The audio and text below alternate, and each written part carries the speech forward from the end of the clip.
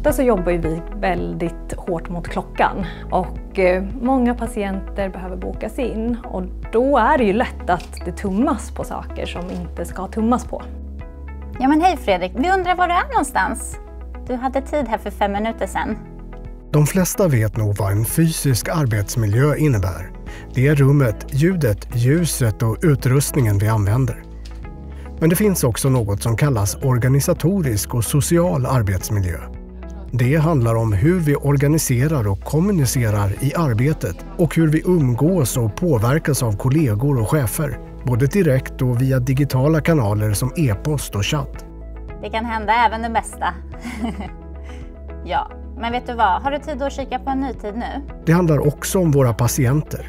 Hur de till exempel kan komma för sent och påverka hela vår dag. Dessa två sidor av arbetsmiljön är nära förbundna med varandra. Man kan ju se på den organisatoriska och sociala arbetsmiljön och hur den hänger ihop med den fysiska. Och hur vi organiserar arbetet, planerar varje dag vilken typ av patienter som bokas in på tandläkare, på tandsköterskor och tandhygienister. Sen är det också det sociala, alltså hur man samarbetar, och vi är många som säger att vi är varandras arbetsmiljö, men det är så sant därför att teamet, till exempel tandläkare och tandsköterska, jobbar så nära kring patienten och försöker få med sig patienten kring den här behandlingen. Och då är det också rätt att det är bra fysiska förutsättningar med stolar, behandlingsspritsen, hur lång tid jag har per patient. Så det hänger ihop både den fysiska och mentala arbetsbelastningen. Och här ska man i en riskbedömning både värdera den fysiska och den mentala arbetsbelastningen. Och att man då organiserar och planerar arbetsdagen för att skapa en riktigt bra arbetsmiljö i vardagen.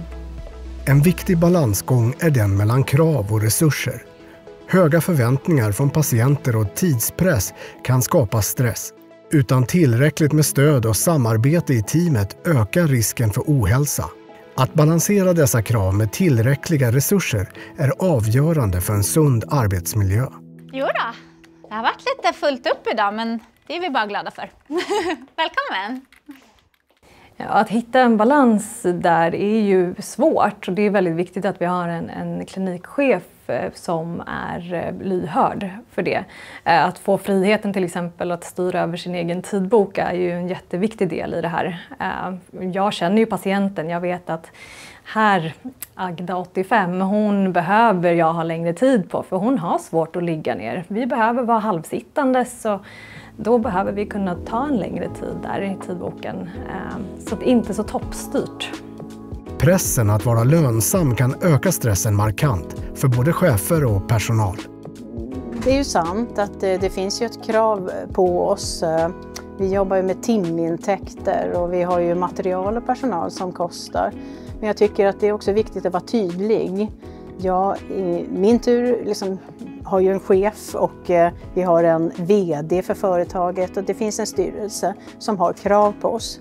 Men det är viktigt att berätta för medarbetarna hur det ser ut och vi kan ju påverka, hur kan vi påverka?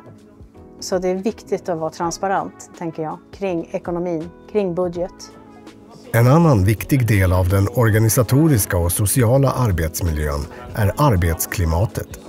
En öppen och omtänksam kultur där alla känner sig respekterade och trygga skapar en arbetsmiljö där personalen kan trivas, samarbeta effektivt och ge bättre vård.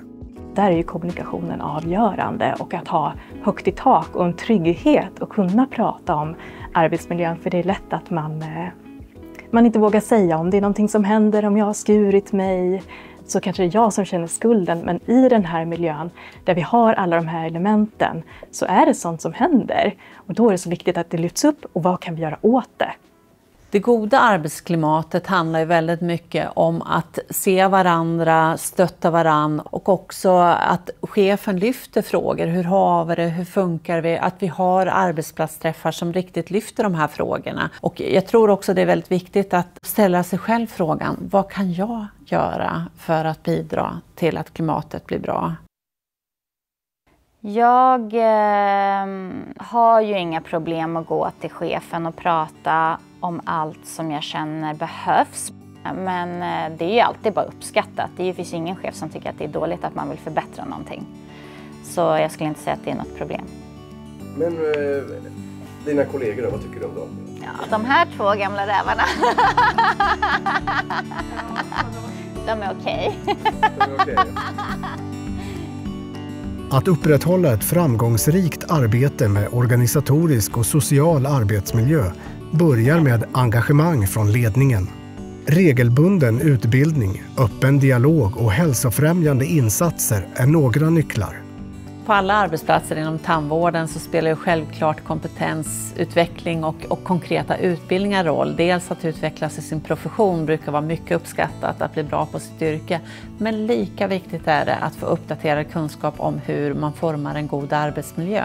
Och vad jag ska tänka på för att inte skada mig, tidiga signaler till exempel på överbelastning i muskler och leder. Och hur ska jag använda utrustning och hur ska jag vara en del i en arbetsmiljö så vi alla får ett gott klimat tillsammans. Och det är ju chefen som måste ta det arbetsmiljöansvaret för sina medarbetare och anlita och arrangera uppdaterade utbildningar. Så där då, var vi klara med behandlingen idag?